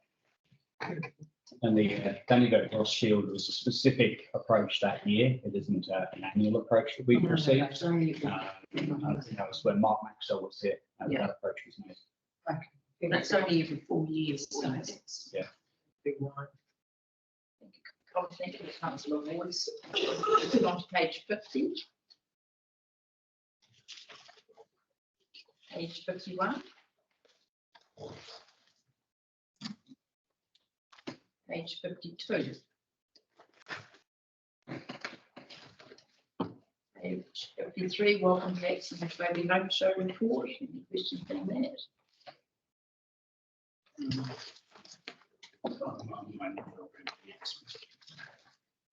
Page 54. Councillor Scott. Yeah, I'll jump over. Thanks, Chair Ali. It kind of all flows in, so it was sort of starting to look at statistics on page 55. And thank you very much, by the way, for sharing this with us. I think it's really important for council to bring investment to go and to actually have to capture a bit of data and see what the demographics are of people that we're dealing with. But I suppose my overall question is, having that data is really helpful and it's brilliant, but what do we plan to do with it? So that data obviously needs to justify our attendance as well for future years. I know it's obviously a snapshot in time. It needs to obviously then align with our trajectory of thinking as well around what we're going to do with regards to attending events outside of the district at the same time. How is our marketing spend best targeted? So this gives us a snapshot to give us some glean and guidance in all of those directions. This also most probably aligns to what age group and type area of the marketplace we also should be looking at as well. So the participants, there were very few in the under 40 bracket. That aligns with the NZMCA membership, I would suggest, around that age group of moving around our country and wanting to not just freedom camp, but actually experience and stay for longer. So if we wish to expand our marketing into that targeted area of tourism and spend, then that is obviously going to lead that to depends on our long-term plan discussions. A supplementary question. Thanks, Chair Ali, and thanks for that. Really great to see that there's some thought going into it. I suppose just to encourage, very operational, but to encourage the team to give some consideration to using that information to be doing some targeted email marketing, which costs very little apart from writing the copy. But if we're able to be capturing people's interests, their age groups, other pieces to really use that and see if we can track, and something I'd be particularly interested in as a governor is being able to track if these people do visit us. Yes, and we have the ability to do that with with their email addresses, by asking them question, even having some kind of thing when they come in, they check in, they can pick something up from the eyesight that's low cost, all sorts of different low cost ways of doing it. Yeah, that giving us evidence that the investment is worth it. I think anecdotally it is from having attended it, but allow us to have a way that we could prove. Yeah, and that's their comment, and we can only obviously share with that anecdotal around, we have had one person already, one couple that met us on the booth, and I think I highlighted that in this report, that came to see us in York and Sand, sought advice, understanding. They'd also just bought their new caravan stroke motorhome, and they came in and saw us at the eyesight and thanked us for all the information and asked for more information about where they could stay for longer in the Tarra district. So, but that's just one insight. They're obviously many more. Thanks. Thank you, Colin. Councillor Ward. Thank you, Chair Elliott. It's a nice little segue, because if anyone was driving down the main street of Dannyburg over the weekend, 2 days, all you saw was the AMP showgrounds chocker with motorhomes. And I thought, that's because of what we did. I might be kidding myself, am I, Colin? The question I had for you is, obviously AMP had been approached to have that as a site. Was there any connection with us to provide further information or tourism, or was it? I think AMP have made a decision to obviously open their gates a bit more to the motorhome community. There's obviously a connection through where people to the eyesight and how they can actually facilitate and receive information, but I think they've done it in their own best interests. Yeah, which may or may not show through in our stats of Dannyburg campground as we move forward as well. I don't know. Chock-a-block. Councillor Steve. Yeah, through you, Chair Ellison, along those lines, and I mean this respectfully, the Caravan Association, right, they do things as cheap as they can. That's why they have an association. So technically, they're actually running parallel with you, you know, and all that information. They're a big machine. You know, you go across the South Island with a caravan, it's a third of the price you and I are going to pay for the caravan, if you know what I mean. And they're a well-oiled machine. So yeah, I would be looking, and I see back on one of the pages here, you're looking at other ways of funding next, and maybe do we go to it, you know, basically see it. So I'm pleased to see that in the report, because these guys, this organisation, it's a well-oiled machine. So what I'm saying in essence is, yeah, I hope we're not paralleling ourselves with something we can't compete with. Just give you another sort of soundbite around recent movement within the district. We recently had an NZMCA member in district who actually filmed all of his trips and tours. He popped in and popped up on our sort of social feeds by the NZMCA membership and said, I'm going to be in Tararisi. What can I do? Where can I stay? And he was out of Lakatia. And what he does is he puts his drone up and he actually films his trip and his stay. So there is a previous visit of him being down in Ferry Reserve and actually really highly recommending it to his viewers, and he's well followed within that segment. So it's actually sort of moving with technology, even though the age bracket, the movements, it's well set up. NZMCA members are all sort of setting how they like to move. They're actually being influenced in different ways now, and our ability to offer good value, long stay accommodation is much probably in our favour. Thank you, Colin. Are there any further questions? Thanks, Chair. Just one quick question. We talked a lot about this particular item, but if we know now, Greg, what is the defined cost for us to attend this and this COVID? Originally, I go back a few years, but property brokers, we used to go to the Auckland Home Show, and then we did team tag with Tourist Council for a few years and shared sites and helped them out. That's what we council did going back away. We filed out. There's other ways for us to do our business so that the council. But the motorhome show was sort of gruesome leads really through Councillor Hull and Maxwell really. And so that's okay. This is about it, but just if it costs us $1,000, who cares? But if it's 20 grand. Yeah, just interested in the true cost of this event. And There are other ways of doing things now. I think Steve was touching on a little bit. But don't need to make it now. No, we're just interested. Something, if you, Chair, if you're happy for me to comment, something we're looking at the moment is actually how we can reduce the cost of attendance. So an internal site obviously needs to be fitted out, advanced, et cetera, to make it feel an inviting place to come and speak to us about Tara District Council and the district as a whole. What we're looking at is external sites and utilising this new trailer that is being fitted out in Paihia at the moment today, so that we can actually put it in place to make it half the cost of what we've been doing playing ghost to shows in previous years. So we're trying to find ways of actually utilising the tool we have.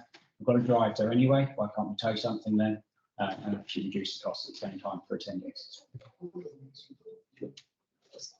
I think, Chair, it's kind of really supplementary to Councillor Sutherland's comments before, and don't expect any information now. But I actually do think that the full costs would be helpful for us as a committee to understand and for the public to understand.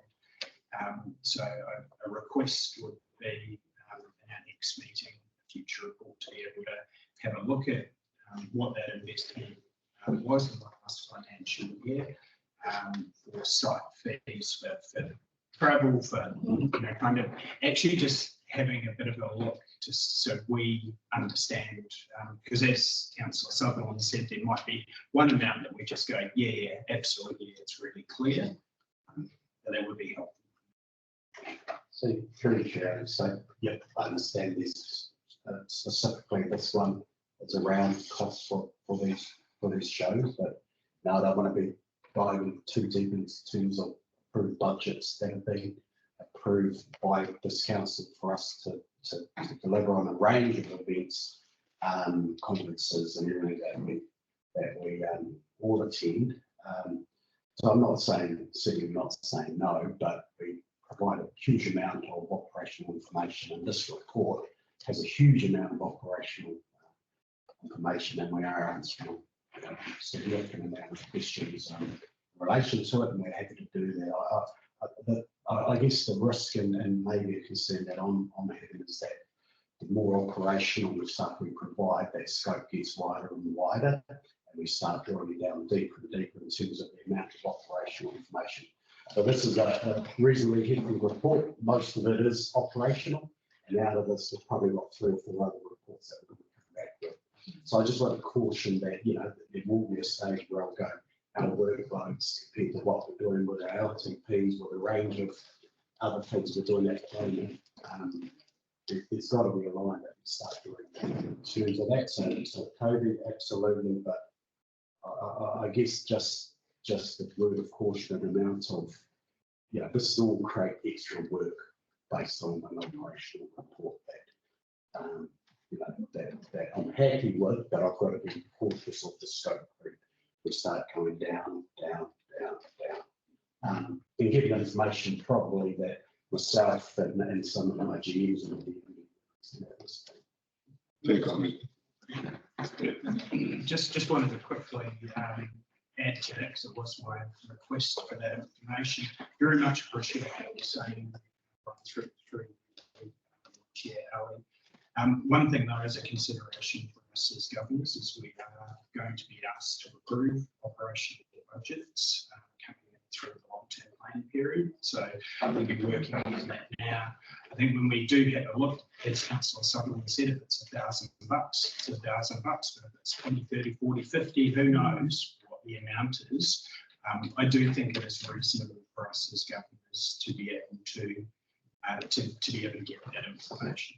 So just, if I don't mind, if I can fire that up, I think that you approve these of service that you say that you set, and then it's our job to go away and say, what is the budget so we require for that service? And if there's always a matter of actually that's economic and community development, where too much was spending that, I'll go away and then work out how we present that and trim that budget down. I guess it's not approving every single operational budget we have, approving budget for this totality. Our schools spend hours and hours here at a very granular level debating 2,000 foot safety 10,000 to go on that. I don't think that is the job of governance. I'll be perfectly honest. Seek the levels of service that we need. We'll provide the budgets. If it's too much, then we reduce the levels of service. And we could debate this. So just, and it's if we're going to be coming to council to approve 10 grand to go to that, it'd be 5 grand. I think we're missing, not missing the vote in regards to that. So that's, and look, I'm open to providing a huge amount of operational. I very rarely push back on the amount. We've got to be conscious of it increasing every time we have a really operational report. We get other operational reports requests as a result of that. Thank you, Brian. We'll move on then to page 56. Questions? Page 57.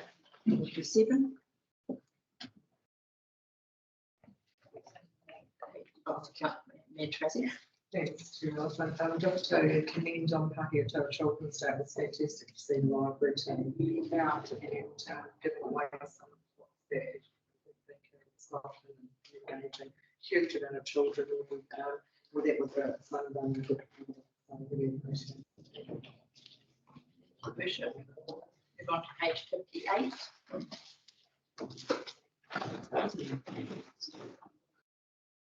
Page 59. Page 59, Ms. Tracy. Sorry, that was page 58. So really keen to understand some more of the day, but the Carol is award. That would be, I think, that's really significant. Just to find out more about that, how we might be able to leverage that with the Bruce. That's right.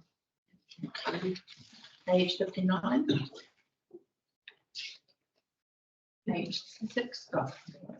Tracy. Thanks, Jonathan. I was just looking at the library figures and looking at the active users, and I just wanted to check. So the active users is the number of books, not the number of just the number of cards. And I'm looking at, if I look at Denmark, that's the whole population. So it's what would be the number of people that would be? That's obviously the number of cards, because not everybody's gone in and got a book in the month. So I just wanted to understand a little bit more around that. You can come back at some point. Yeah, is that, sorry, are you looking at the pedestrians or people who are actively using? Active users. Yeah, okay. Yeah, I'll probably go away and get some more information. Just to understand. Yeah, in my experience, quite often people will have active cards and leave the district and they don't cancel their membership. So I know there has been previously the numbers are like that. So it's probably active cards, like you said, Mayor Trace, probably not necessarily active users, but we'll follow that up.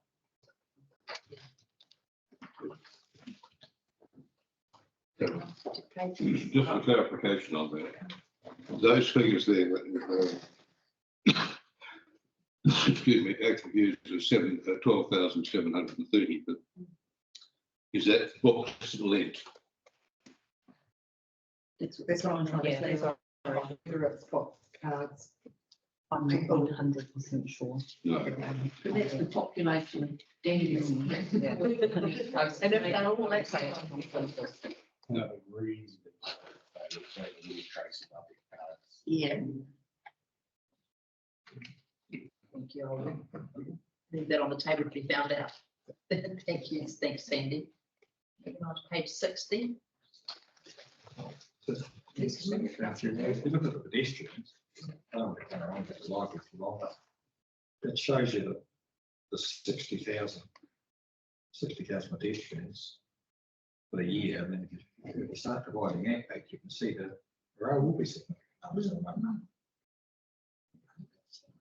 So they're asked it, and there's people, there's no correlation to that. To people who are Quite big numbers. Yeah.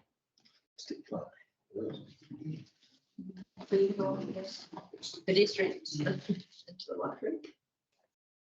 What is through you, and you know, so I'm just What you go wondering. around in your mind? Yeah, well, I'm just wondering, do they count us when we go in for a public forum, and do they count the urban strategy growth discussion? Yeah. Point. Yeah, sure. Yeah. So the step counters, the door counters. Yeah. that they Oh, have well, in they would place. have gone red in the months that we've been doing that. Yes, that's exactly right, yeah. It's not everybody follows the books as such, it's everybody through the door. Yes. So we're looking at smarter technology to break down those numbers and remove staff in and out and kind of be able to look at, so particularly so that we can look at the work hours and the needs of the communities as well. We think that that would be really helpful. I mean, it's not an exact science, but it gives us some figures around one person could work in 5 times.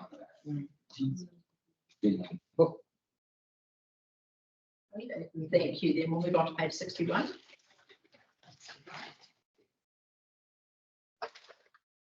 Page 62. Okay. No questions on page 62, CRNs. Page 63.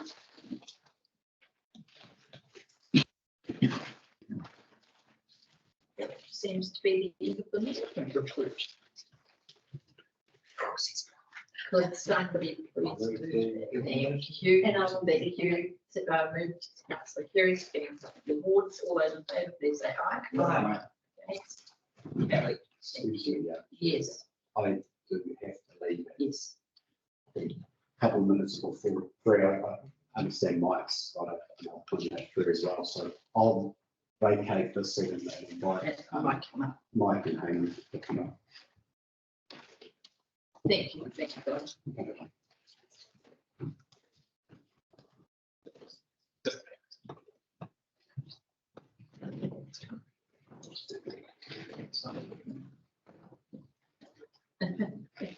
Welcome to you both. Welcome to Tanya to a chamber. So, okay, so we'll start off with, you want to go through page by page, take it as read? Yeah, sure. Happy with that? Thank you, Chair. Thank you, Chair. Okay, so we go with page 65. Page 66. Page 67.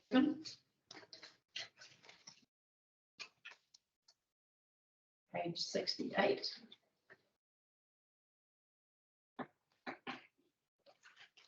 Page 69.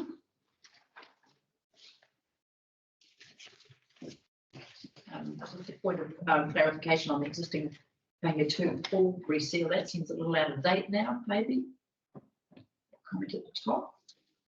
So the comment on that was just that that was what the project was deemed at that time, and then we reviewed the patch job then to do the letters and railings. So that's those off at that moment. Thank you. There's no discussion around district town signage. Well, that's just what I was going to ask. Thank you, councillor Johnson. I'm sure there might be a question around that. Town signage. So as you can see, we have some of the exit of Mark Allen, who was actually just previously handed over the project to, so we're just working through how the resources work and that going forward. Could happen this year, I think. So just to add to that, I think there's a question around budgets as well that's yet to be resolved. Around what? Around budgets. So there's no specific budget for it, so there's a question as to when that funding will come from. It's not a running project. So up to the left field a little bit. So there is a challenge we're working through one. Just curious to understand how that could happen when the other towns have already done. Do we know? Colin?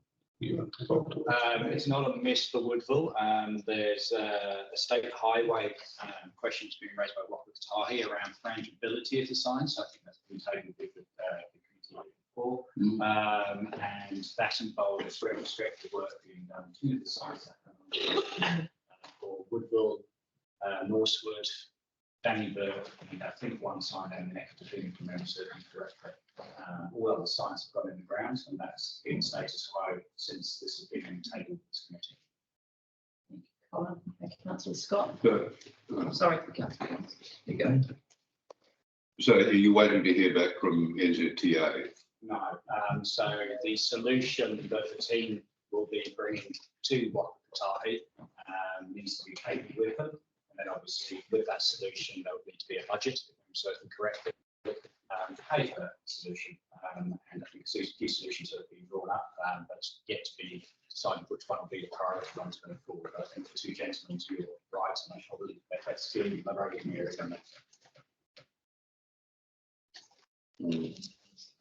Councillor Scott. Thanks, Chair Ellie. At the risk of asking for more information, I would request that we keep this on the agenda for this meeting. I know I've mentioned it a number of times, but this is something that I get asked about a huge amount by community leaders, most recently again last night. It doesn't paint us in a good light against it, because it seems like something, and I know there are complications around it with the frangibility issue, but this has been going on for a huge amount of time. So I would request that we, I would request that we keep this updated so we can be updating because it is not painting us in a good light. So through Chair, yeah, correct. I've met with the team previously on this one as well. So the issue was obviously there was some engineering design work that needs to be done. So I have requested the costings around this to complete the project around the timeline as well, and we'll bring them over to the council with some budgeted.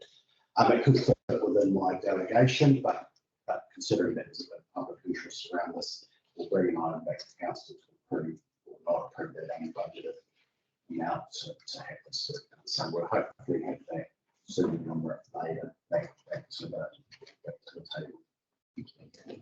Councillor Steve. Yeah, this is another pretty unique choice.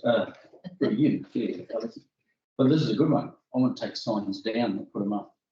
I've tabled it ages ago, but nothing's moved. We've got the no-noise signs in Danbury, and I congratulate by to it. There's not one no-noise sign up on my street. Come to our town, we've got 14 in our main CBD, and nobody can see them. So that's how effective the signs are. So there you go. Elaborate on what a no. Oh, no signs, no dogs, no alcohol, no this, no that. There's 6 of them on, you know, but there's 14 of them between Westlows and the top of town. And as I found out from the sign people, they said they under our local, we don't need them. It's not actually sign pollution that comes under the Act. I'm sorry, but I can't answer. That's all right. I just want to not to give any more work to anyone, but I don't mind going taking them down. You can pop a CRM through, that would be really useful. Okay. We don't need to do that. I have put the CRM through, but I don't want to bring that up every time. I think we just need to look at the bylaws that, and I think this is what you're referring to, that so if there's a bylaw that say no dogs are allowed in the main street, then we actually have to have signs to say that as well as alcohol. But what I'll check is to ensure that if we've got 10 signs there telling the same thing, then we should only need one at the entrance, one at the exit, maybe one. But the same as if they're liquor ban areas, we've got to have signs saying no alcohol. Excuse me, they haven't got them in part to it, so I don't know. Is there a different rule? Yeah, there are. So there are different bylaws. Yeah, so there could be different so for instance, you have to have a bylaw to say where your dog park areas are. Then it's clearly going to be different to. No, I'm not talking about that with respect. I'm not talking about that, Chair Ellison. I'm just talking about specific signs in our high street that comply exactly like our high street to prior to this high street and Wolfwoods. We seem to be the only one with a no. So if we have to have those signs, then we'll probably need to put them up and pay into a Woodford. But I need a check to see if these. And I have placed a CRM, so I don't know. We need to check to see if they are there for a legal purpose. If they're not, they can come down. If they are supposed to be there for a legal purpose, then we need to put signs up and go to towns. We need to look into that. Just thank you, Brian, a point of order too on that. In the centre gardens here, we have dogs permitted on a leash, but that only applies to the gardens. It doesn't apply to the footpaths. So Have you got 14 of them up the street? Chair? No, we haven't. Really? We've got as longer carriageway as we fair. So, yeah, but there's certainly no liquor ones that I've seen. Like sign of the list. Things prohibited in this town. Yeah. It might be. The reasons for the RSA. Get 13 as a club. I've got 2 now. Nick. Mine. Just to come in the district council, obviously, it's certainly no intention for me to take this off this register for this report. So it will continue to be a feature. It was one of the ones that was identified as being public interest by yourselves, so that therefore it features in this report. So we are working through those designs. That was part of the work. Brian was correct in saying that was what we'd asked for, so we could actually work through that part. I think you can appreciate that with Mark Ellen's exit, we are currently still working through that. So that things are becoming a finished resource and how we can actually put that project continue. So, but we're working through that. Thanks for that explanation, Mike. That's good. So we move on to page 70. Councillor Ian. I was just reading through this and thinking for this funding, it's good to actually see the better off funding in projects because obviously we're going to lose it. So I just wonder about building EV capacity. This lasts until 2025. What's our plan after that time? I was thinking, is there any funding, or do you just go back to status quo? Is there any funding in the long-term plan past that? Through 10, not currently been on tracking for continuing this project. That project was identified through the last council meetings to go for the 2 years. So I can't answer the rest of that. Sorry. So in the long-term plan, it shows 250,000, 250,000, and then I queried in year 3, there was one amount of 63,000, which seemed very odd. And then, yeah, there's nothing there. But I just queried what the 63,000 was in the point. I'll look further into the figures. Pardon? Sorry, I'll look further into the figures. Thank you. Thank you. Thank you. So page 71, future community urban design. Some questions? I will move on to the project speakers.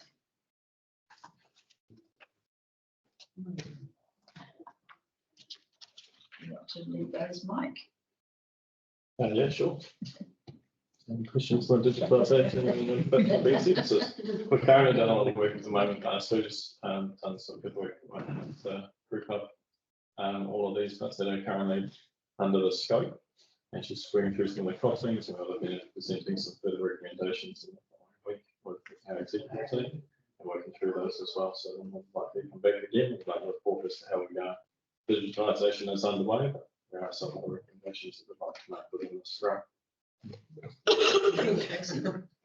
Oh, and what you know, my question might be circumvented through you, Chair Ellie, to Mike. So I'm a little concerned, given when we discussed allocating money to this through the mechanism that we did, it was going to be one of those catalysts to open up a whole lot of other doors for ease of access to our services and circumventing a whole lot of manual stuff. I mean, Fontaine even referred to the cemetery digitisation. So I'm a little concerned whether or not that's what you're referring to, Mike, that we've spent so little of it.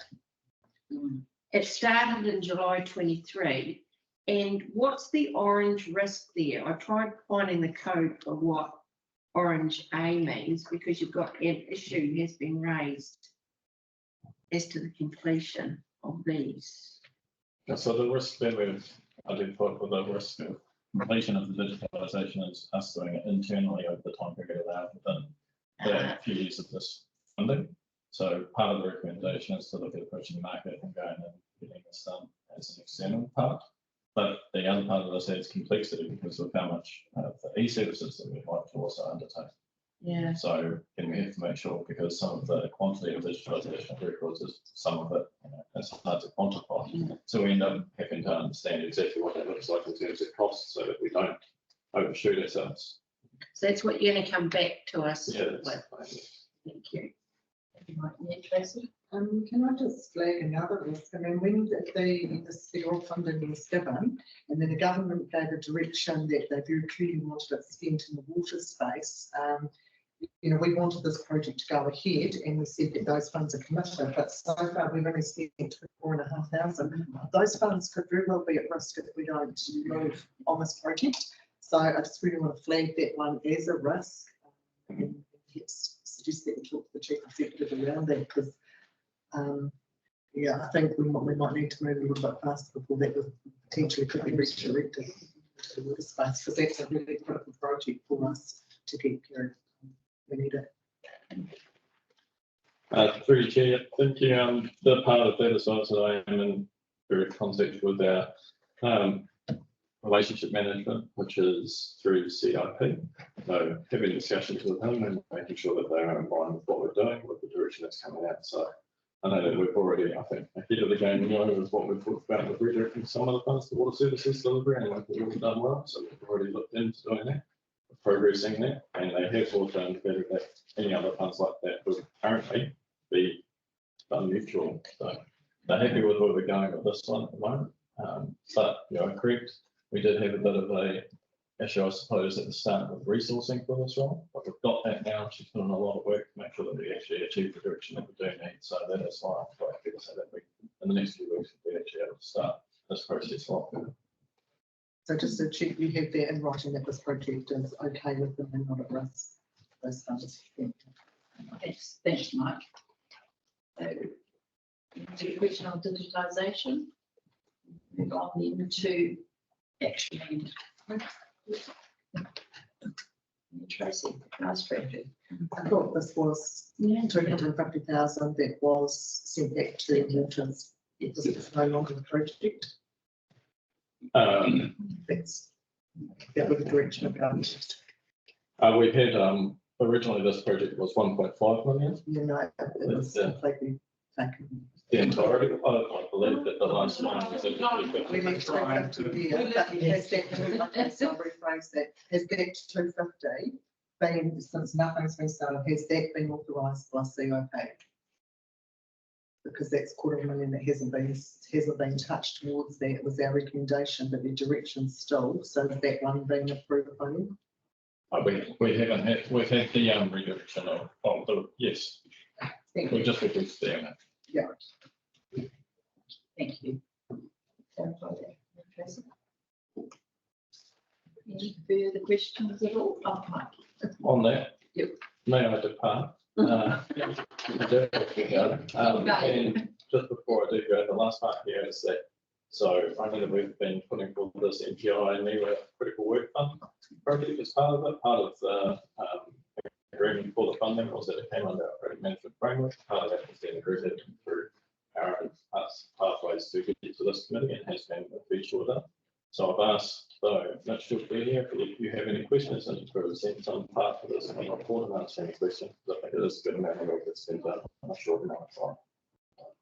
With that, yeah, that's thanks, Mike.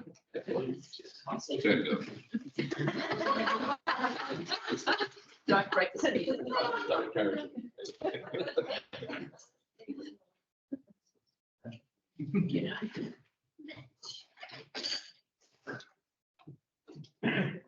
Okay, so we're looking at this monthly report.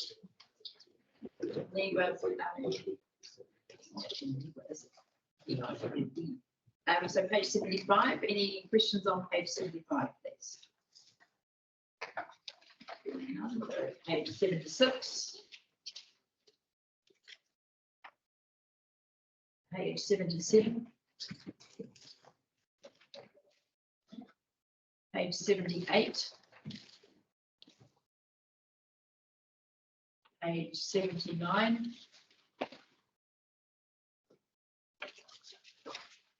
And we have 80 and 81.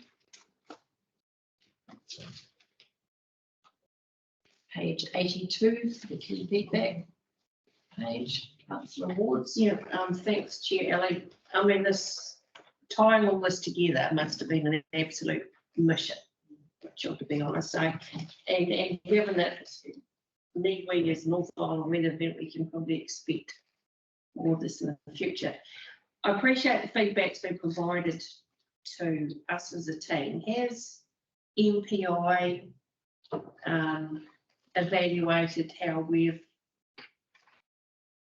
I guess I'm looking for key stakeholders looking at what we've done and gone, great model, because we've seen that referred to, heard Chairman referred to when it came to a review of the Gabriel overview, but have you actually received any feedback from the stakeholder rather than the clients? Sorry, through the chair. Yes, we have. I worked very closely with our contact guy that got us, and we were far ahead of the curve when it came to a lot of other organisations who received funding, and it was made abundantly clear across our whole time. And that gave us a bit of breathing room when it came to a bit of leeway in some respects, such as people applying for 5.3 million for the 1 million. And one of the requirements was to have all work completed by the 23rd of December. However, through that work going ahead and being so early, we got a little bit of leeway to allow people to have work started by that point. So yeah, it was good. And we've got written feedback as well that we've done a fantastic job. So, thanks, Mitchell. So go to page 83. We've on that page 83. And that's the end of that agenda. So would somebody please move that the report to be received? Councillor No, Chair, Councillor Peter. All those in favour, please say aye. Aye. Against? Carried. I'd like to thank you all for your attendance here in this beautiful earthquake strengthened building with its waters chamber. Maybe it's the first of the red cup. That's amazing. Sorry, I was in your Looking in the sort of.